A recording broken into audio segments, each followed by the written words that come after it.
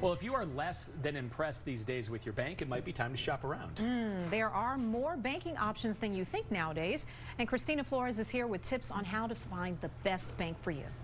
High fees, practically no interest on your savings, or poor customer service. If any of those sound familiar to you, it might be time to break up with your bank. Here's what to look for. You might not think about shopping around to get the most bang for your buck from your bank, but it might be worth your time. And there are more options than ever, from the traditional brick and mortar branch to credit unions to online-only banks, which have no branches at all.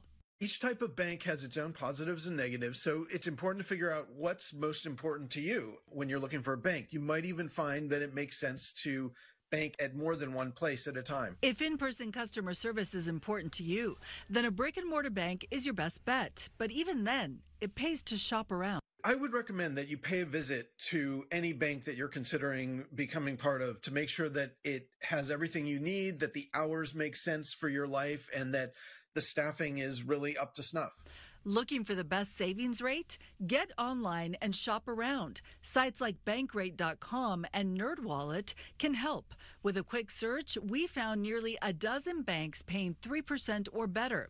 And before you jump at the promotion for a free checking account or high-interest savings account, be sure to read the fine print. A supposedly free checking account isn't really a bargain if it hits you with huge fees if you overdraft by a few dollars or something like that. Changing banks requires some planning.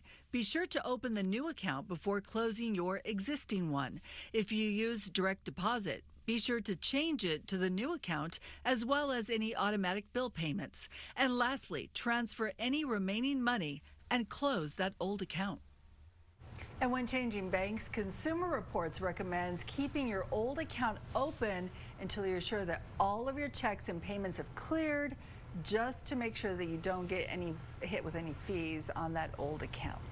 That's very important. Yeah. And those fees, they can really add up fast, like the overdraft fees, and like they if make one thing billions goes wrong, and then billions. there's this like domino effect. Yeah.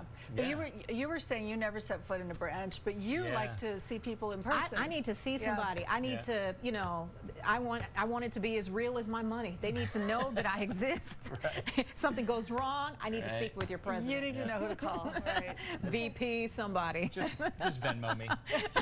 Just Venmo me. He's into virtual money. I like it. Okay, well, thanks, Christina. That's great advice, as always. Appreciate it.